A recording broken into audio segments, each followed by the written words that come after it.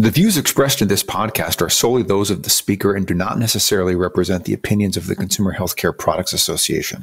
Coming up on CHPA Chat, a lively and in-depth conversation on GMPs. If you're in the consumer healthcare product industry, you probably know that means good manufacturing practices. But what do they specifically mean when it comes to dietary supplements? And what do companies in that space need to do to be ready for an FDA inspection? Coming up. Welcome to CHPA Chat. Conversations in the consumer healthcare industry with Anita Brikman.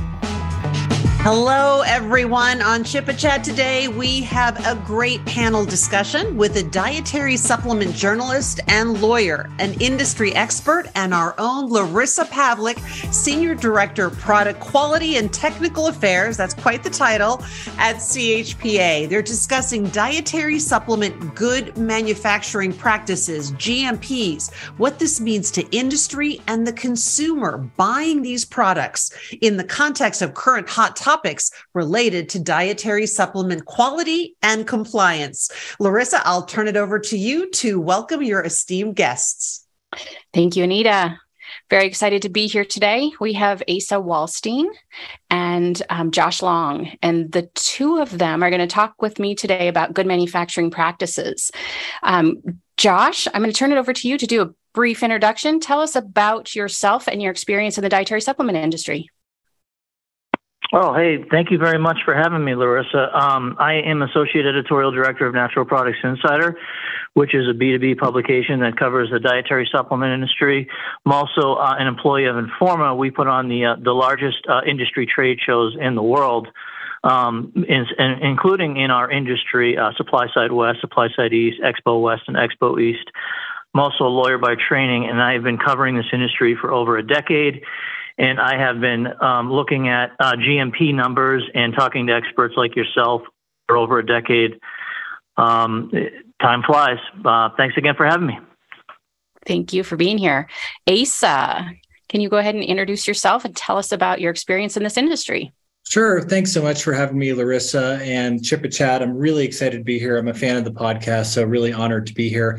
So I started making dietary supplements 20 years ago. So I've really grown up in the industry. So over the years, I've seen the implementation of many laws, such as the Common Allergen Labeling Law, Adverse Event Reporting Law, and of course, GMPs for dietary supplements, which we're talking about today.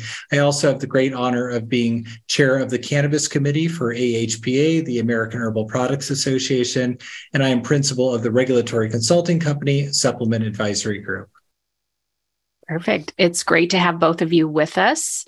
And I know that we have all worked together for a lot of years. So Asa and Josh and I've been in the industry for 26 years in the dietary supplement industry and in food safety. And so we've encountered one another in a few different pathways during my career. But within that time, we've talked about GMPs often. And I respect both of you for your education and your background and all of the experience that you have in this industry. So I wanted to talk to you a little bit about GMPs.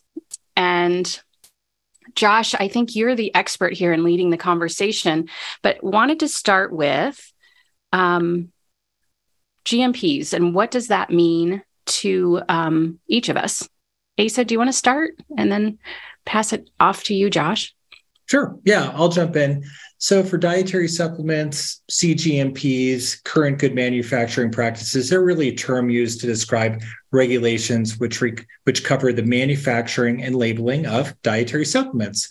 So GMPs, they're really a framework of regulations that leave a lot of room for interpretation. So this is one of the important reasons to follow enforcement trends, because by following enforcement trends, this can really show us what FDA investigators are focusing on. So I know we'll talk a little more about enforcement trends later today. Josh. All right. Thanks, Larisa. I mean, from my standpoint, just in plain English, I think GMPs are just, they're designed to ensure that products in the marketplace are made consistently to quality standards and that what is declared on the label is in the bottle. It's really as simple as that, and it doesn't contain anything else, including contaminants. And you're really the expert, Larisa. So I'm going to turn it back over to you. So we talked about GMPs, but there's a C in CGMPs. Why is that important, the C in GMPs? What does it mean? Well, when we're talking about GMPs, we're usually looking at the acronym only, and you'll see usually a small letter C in front of GMP. That's referring to current. So when we're talking about current, that means that things change. The regulation hasn't changed in some time, but when we talk about CGMP, we're talking about the current regulations. And the regulation started in 1994. And I had the honor of working with Lauren Israelson.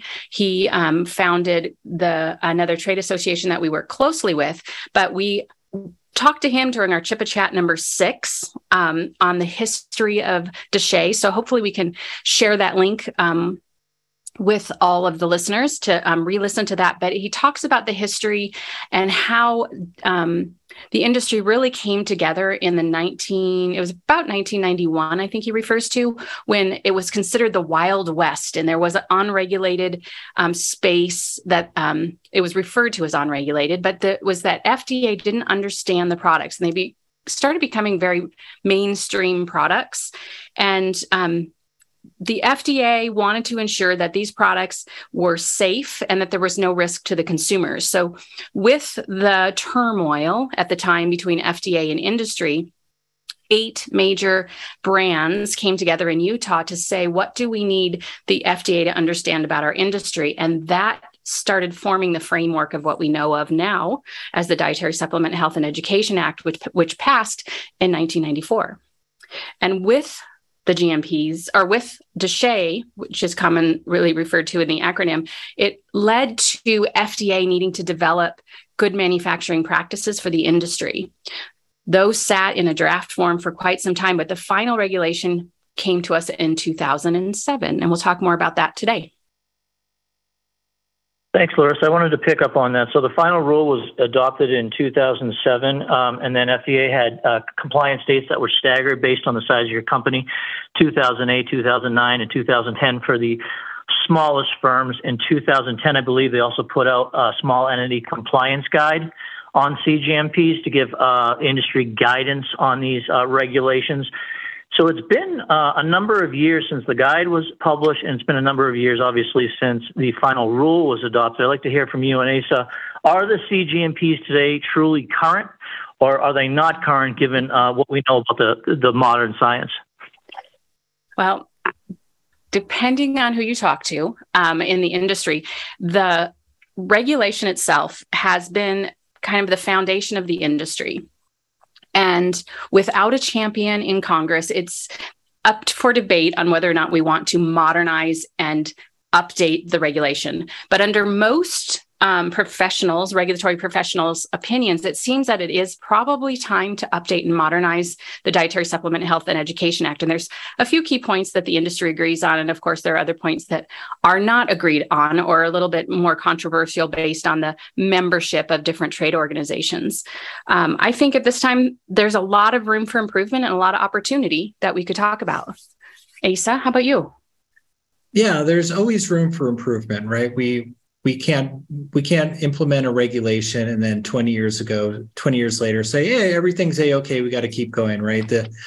We have things like social media, digital marketing that are all considered an extension of label and therefore are covered by FDA in many respects that were around in 1994 or necessarily not even really around in 2007 when GMPs, the final rule came out. So there's certainly a lot of room for or potentially some room for improvement. Now, strictly with GMPs for dietary supplements, I think in general, the rules are pretty darn good, right? They're a framework, they're loosely written, so companies can then interpret those regulations in a way that makes sense for them. And Asa, I was wondering, or maybe this is a question for any of you, are there some repeat violations we see more often than not that, consumers should be aware of? Yeah, I'm going to defer to Josh on that one because he's written a lot about this for Natural Products Insider. Josh? Yeah, so for a number of years, we at Natural Products Insider have filed Freedom of Information Act requests from the FDA to ascertain which observations or so-called violations of these regulations are most common, most predominant, are being cited most frequently. And in the most recent fiscal year, Many of those observations had to do with setting specifications for identity, purity, strength, and composition of the dietary supplement.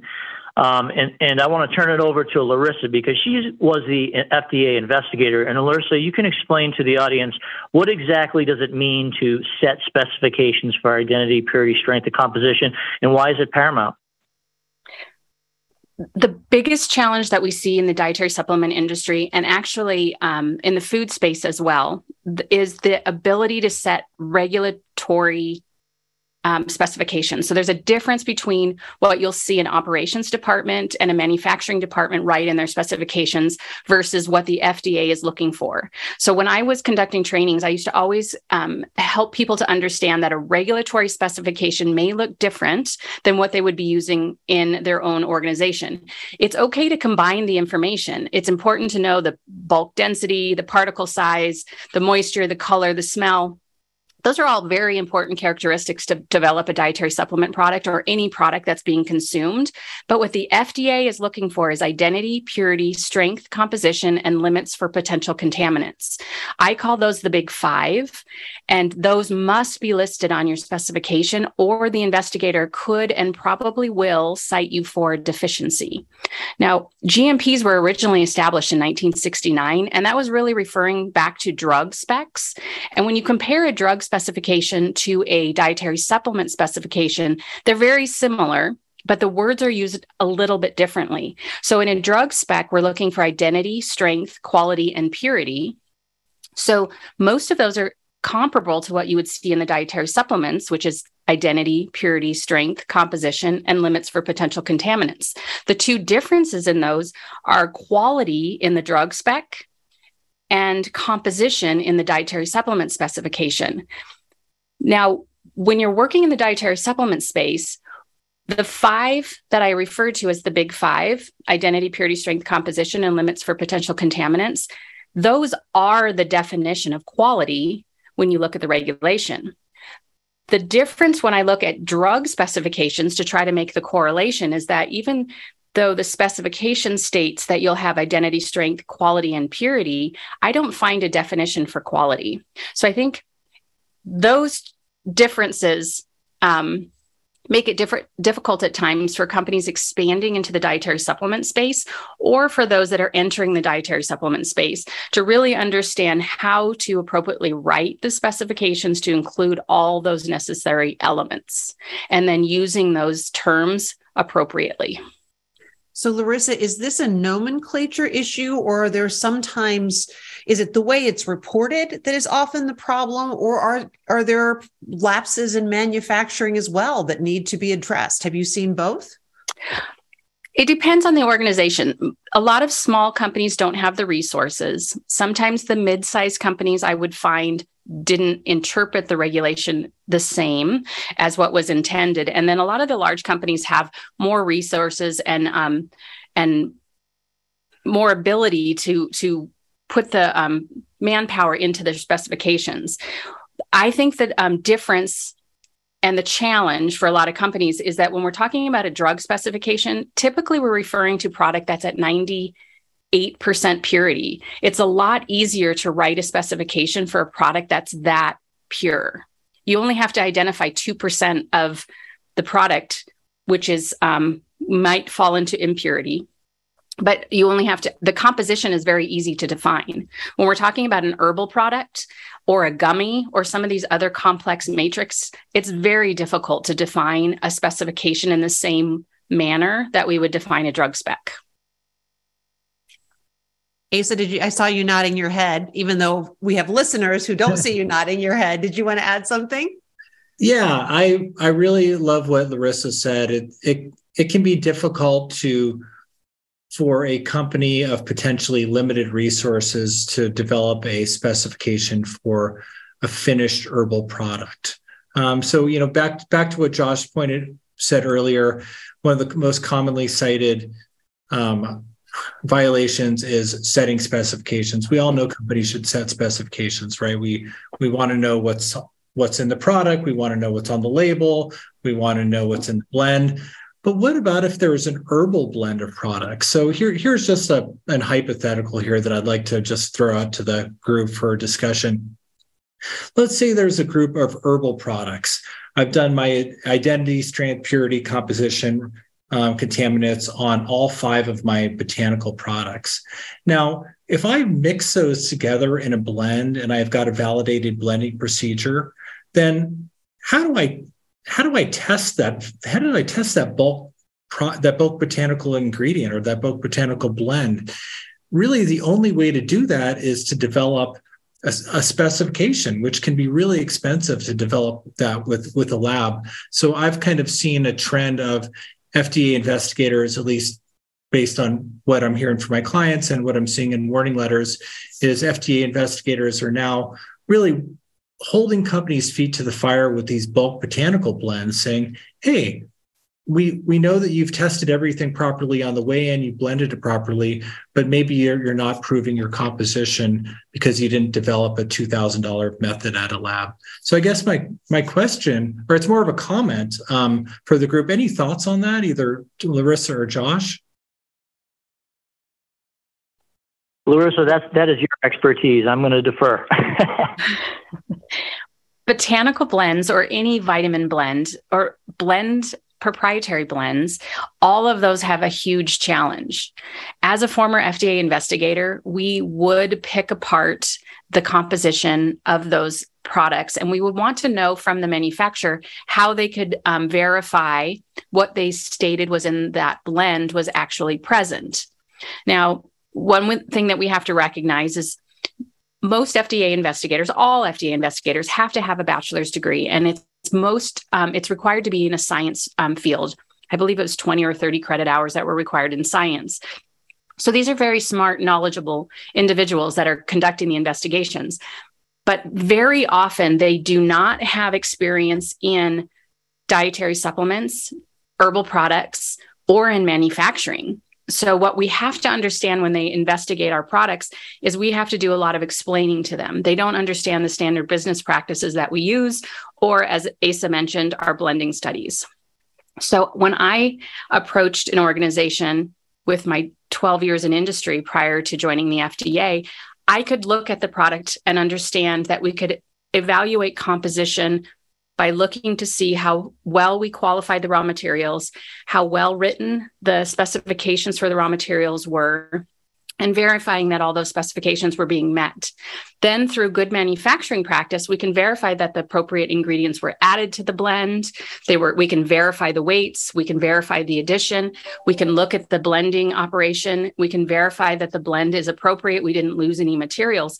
We can ensure the composition of that product based on documentation. However, some of those investigators that don't have background and experience in our industry, they're going to look for analytical techniques or chemistry to verify the composition of those goods. And that creates a big challenge for the industry, because you will see that often on warning letters.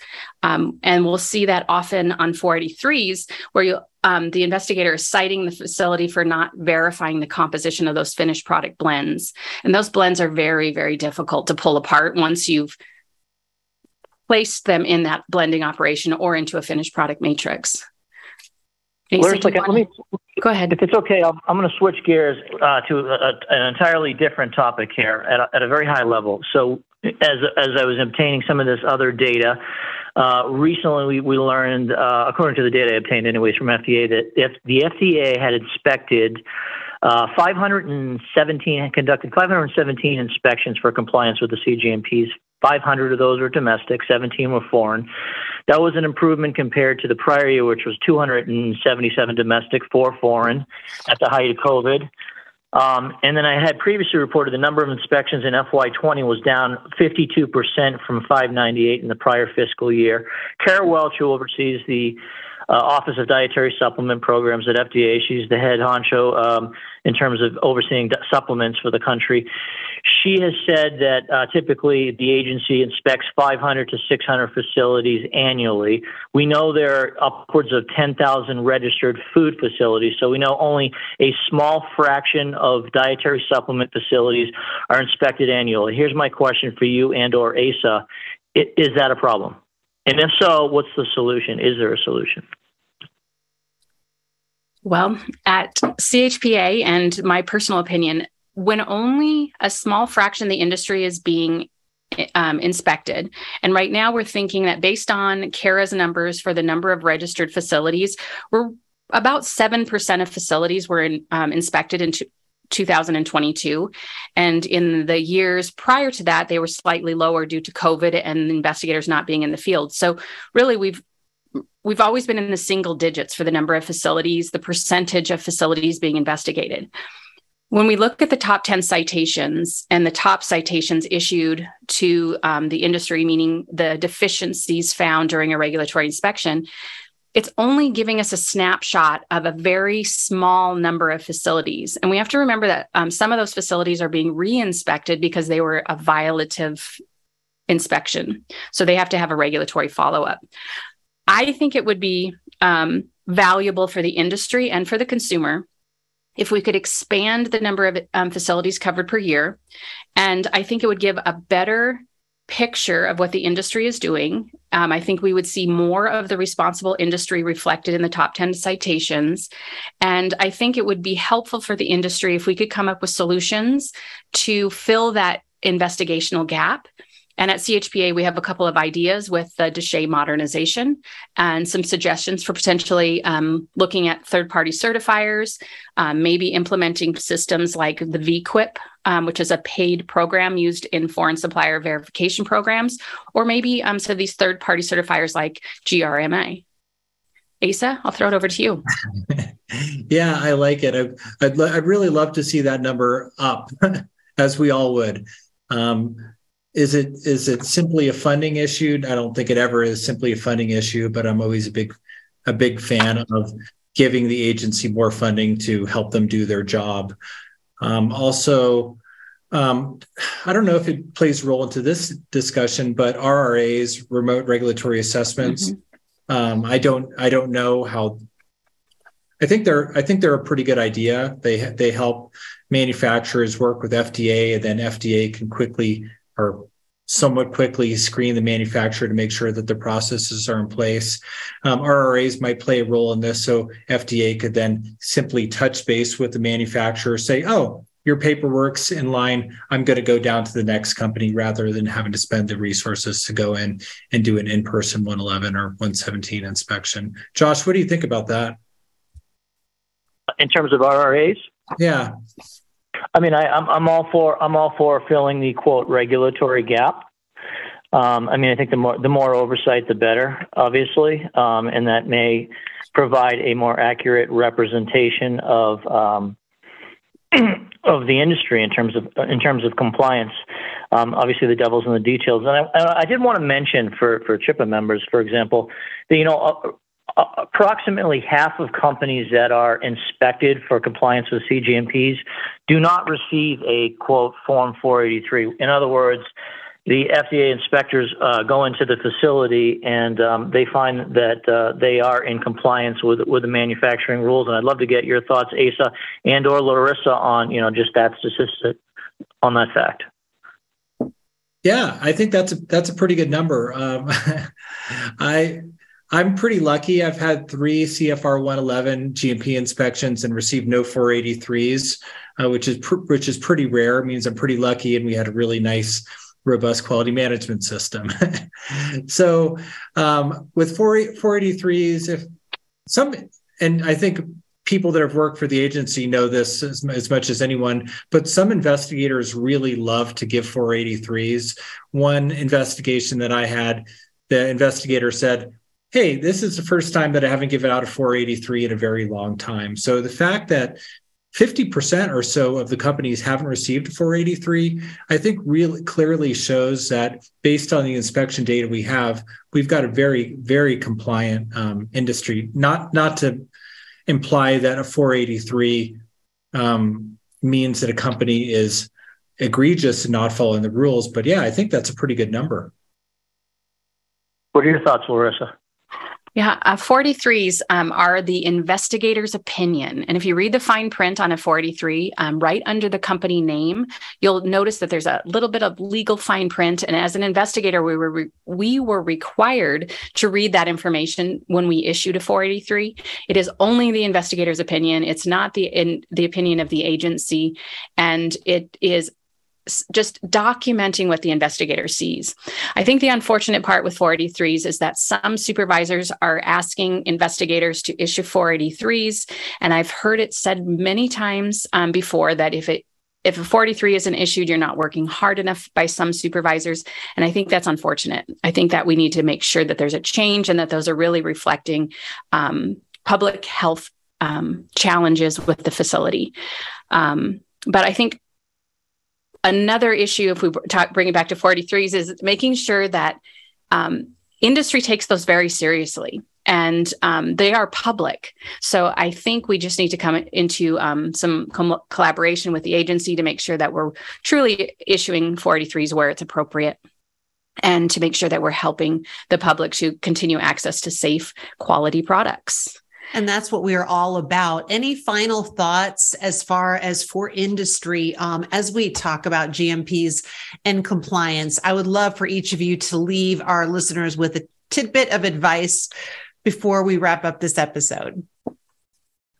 Sure, I'll start here. Well, half the battle with GMP inspections is preparation. So half the battle is before FDA shows up at your facility, make sure that you have all your proper documentation, your website's clean, you have an SOP for what to do when the FDA arrives, that you're ready. So when that investigator shows up, you know exactly how it's going to go. You have the call list of who to call. You know where the FDA is going to sit. This is really important.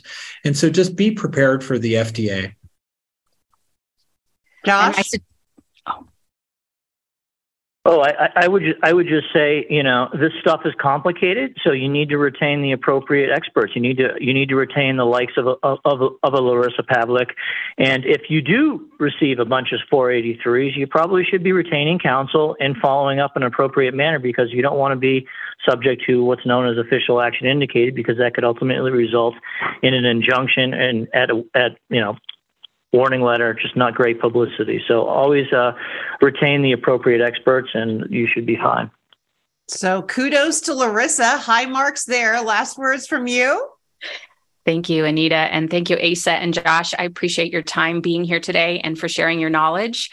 My piece of information for the listeners is being prepared for your GMP inspection is essential. And I always share with my friends and those that I train is to make sure that you Google Dietary Supplement Compliance Program Guide. And that is an FDA document that'll tell you exactly what the investigator is looking at when they enter your facility and what is required of them to include in their report. So if you can go through the compliance program and understand the expectations in that guide, you should be well on your way to understanding the process of that inspection.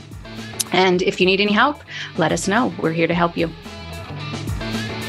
Great note to end on. Larisa, Asa, and Josh, thank you for joining for this episode of Chip Chat. Thank you for joining us here at Chip Chat. For more information and to hear our entire catalog of shows, please visit chpa.org.